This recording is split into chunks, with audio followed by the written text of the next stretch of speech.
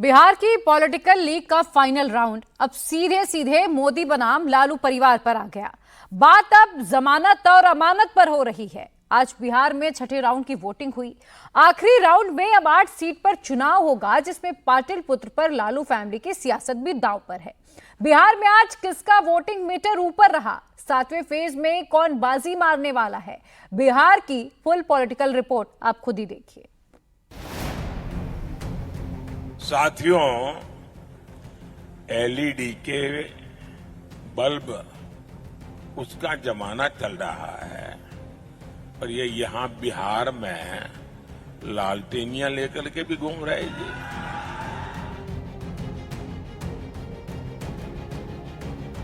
BJP going soon on 4th June. BJP is going soon on 4th June. टन टना टन टन टन टारा बीजेपी हो गई 9-2-11। बिहार पॉलिटिकल लीग की सबसे हॉट सीट है पाटलिपुत्र। पाटलिपुत्र पर फोकस बीजेपी का भी है और लालू परिवार का भी। कल लालू परिवार पाटलिपुत्र आया था। बेटी मीसा भारती के लिए मां राबड़ी देवी और भाई तेज प्रताप ने प्रचार किया। आज प्रधानमंत्री मोदी पाटलिपुत्र पहुंचे।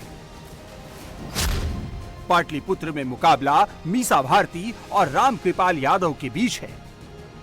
मीसा भारती लालू यादव की बड़ी बेटी है, आरजेडी से राज्यसभा सांसद है और जमीन घोटाले में मीसा भारती जमानत पर है।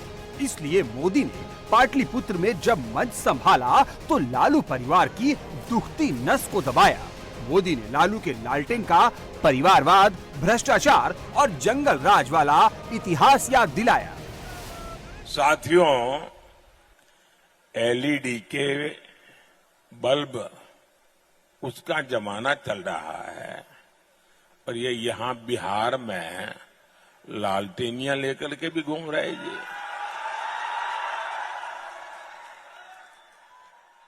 और एक ऐसी लालटेनियां है जो सिर्फ एक ही घर में रोशनी करता है, एक ही घर में रोशनी की है। 30 साल का इतिहास देख लीजिए, एक ही घर में रोशनी और चारों तरफ अंधेरा हो जाए तो हो जाए, उनके घर की रोशनी जलती रहे। इस लालटेनियों ने बिहार में अंधेरा ही अंधेरा फैलाया है। दूसरे के बेटे बेटियों के लोग पूछते तक नहीं है। इंडी गठबंधन वालों का सूत्र है, अपना काम बनता भाड़ में भाई। अपना काम बनता, जरा जोरों से बताइए तो सुनाई दिया उनको। अपना काम बनता। मोदी ने पाटलिपुत्र में एक बार फिर से भरोसा रामकृपाल यादव पर जताया है। रामकृपाल यादव पाटलिपुत्र में जीत की हैट्रिक लगाना चाहते हैं। रामकृपाल यादव पहले लालू की पार्टी में थे, लेकिन 2014 से वो मोदी के साथ हैं।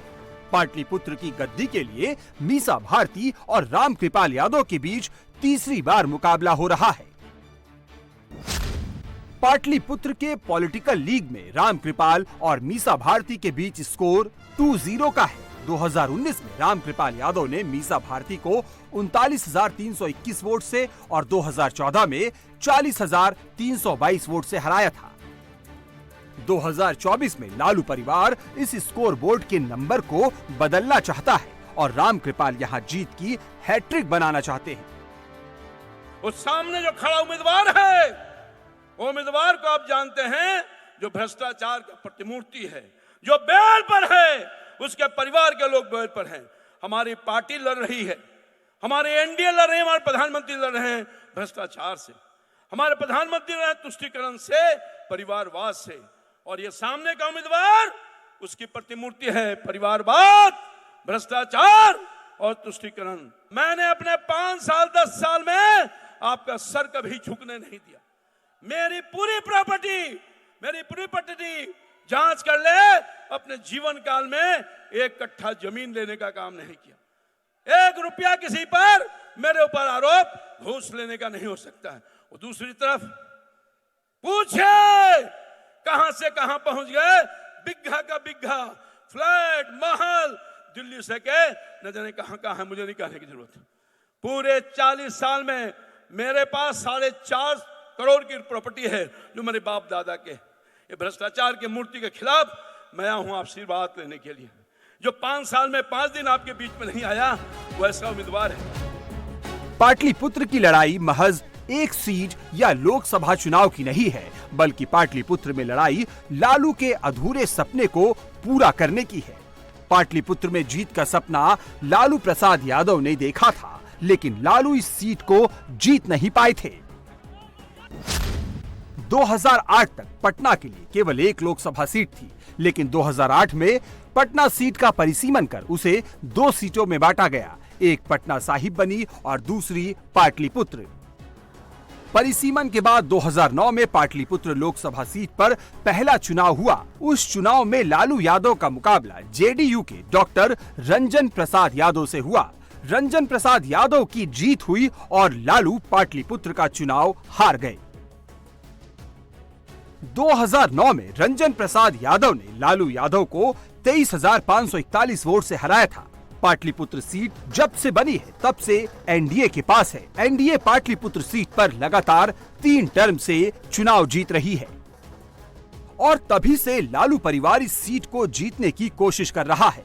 बार बार हार के बाद भी लालू परिवार मीसा को पाटलिपुत्र से मैदान में क्यों उतारता है, इसे समझने के लिए आपको पाटलिपुत्र के जाति समीकरण को समझना होगा।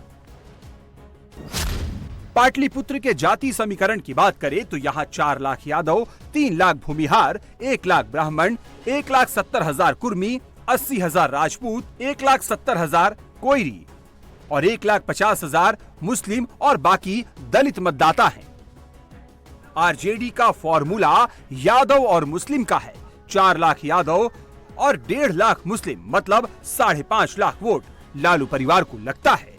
अगर एक बार भी पाटलिपुत्र में MY का फॉर्मूला काम कर जाए तो फिर ये सीट आसानी से जीती जा सकती है। इसलिए बार बार लालू परिवार मीसा भारती को मैदान में उतारता है।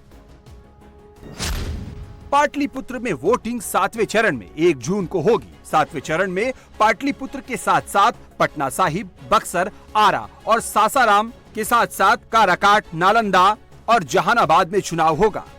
प्रधानमंत्री जी हार रहे तो इस तरह का बयान दे रहे हैं। आप बताओ, एक 34 साल के बिहारी नौजवान को डरा रहे हैं। बिहारी गुजराती से डरता नहीं है। मोदी जी, ये झारखंड और दिल्ली नहीं है, ये बिहार। एक बार हाथ लगा करके तो दिखाओ। बिहारी है बिहारी, किसी से डरता नहीं है बिहारी। हमारे भगवान कृष्ण का जन्म ही जेल में हुआ है, डरा किसको रहे? हम लोग क्यों डरेंगे? लेकिन आप सोचो, एक 75 साल के बुजुर्ग एक 34 साल के नौजवान को धमकी दे रहा है कि तुम हमको चुनाव हरा रहे हो तो हम तुमको जेल भेज देंगे। वो वक्त जनता फैसला करेगी, हमारी मालिक तय करेगी।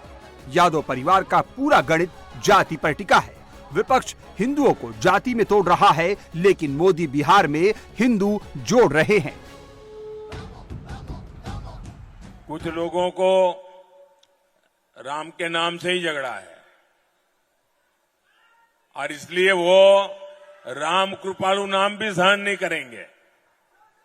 ऐसे लोग जो है, जिनको राम से घोर विरोध है, वो राम कृपालु नाम से भी उनके माथे के बाल खड़े हो जाएंगे।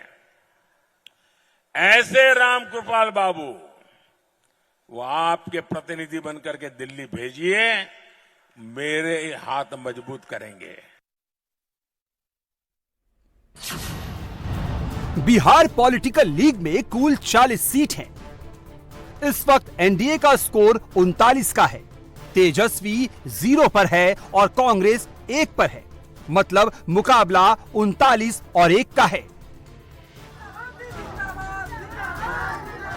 बिहार की इस 40 सीट की लीग में आगे क्या होगा, इसका फैसला आखिरी के 2 राउंड के चुनावों से ही होगा। बिहार में आखिरी 2 राउंड में दांव पर 16 सीट लगी है। 2019 में ये सारी सीटें एनडीए के पास थी। साथियों, मैं हमारे जो फर्स्ट टाइम वोटर है, जो पहली बार वोट करने के लिए जाने वाले हैं, उनको जरा जंगल राज पार्ट 2 से सावधान करना चाहता हूं। ये जो फर्स्ट टाइम वोटर है ना, उनका जन्म होने के बाद उनको जंगल राज कितना भयंकर था वो देखने का अवसर नहीं मिला, क्योंकि यहां एनडीए वाले काम करना शुरू किए। लेकिन जो जंगल राज वालों ने था, जो मुसीबतें खड़ी कर दी थी, ये जरा फर्स्ट टाइम वोटरों को पता होना चाहिए। वो समय था शाम होने के बाद बाहर निकलना मुश्किल था। बाहर से कोई रात में ट्रेन से उतरता था तो स्टेशन से बाहर नहीं निकलता था, रात भर स्टेशन पे पड़ा रहता था। सुबह उजाला होने के बाद फिर अपने गांव की तरफ निकलता था। अपहरण, डकैती, हत्या, ये बिहार का दुर्भाग्य बन गया था। नीतीश जी के नेतृत्व में एनडीए सरकार बिहार को जंगल राज से बाहर लेकर आई है। बीजेपी आखिरी के दोनों राउंड पर पूरा फोकस कर रही है। बिहार की पॉलिटिकल लीग में जहां एक तरफ मोदी का मेगा शो चल रहा था, तो दूसरी तरफ बिहार में छठे चरण की वोटिंग हो रही थी। बिहार की बची हुई 16 सीटों में से 8 सीट पर मतदान हुआ। छठे राउंड में वाल्मीकिनगर, शिवहर, पश्चिमी चंपारण, पूर्वी चंपारण, वैशाली, महाराजगंज, सीवान और गोपालगंज में मतदान हुआ। वैशाली, सीवान और शिवहर जैसी हॉट सीट पर भी बाहुबलियों की किस्मत का फैसला हो गया। बिहार में तेजस्वी यादव भले ही बीजेपी 9-2-11 का नारा लगा रहे हैं, टन तारा बीजेपी हो गई 9-2-11। लेकिन बीजेपी की चुनावी स्ट्रेटेजी और कैंडिडेट का कॉन्फिडेंस देखकर तो एज बीजेपी का ही नजर आ रहा है।